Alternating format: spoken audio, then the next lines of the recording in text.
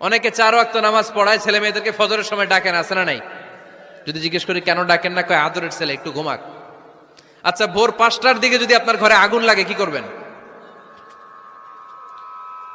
ভোর 4টার দিকে আপনার ঘরে দাউ দাউ করে সিলিন্ডার ব্রাস্ট হয়ে আগুন লাগছে, কি বলবেন? ছেলেটার একটু ঘুমাক, আদরের ছেলে তো, হ্যাঁ বলবেন না?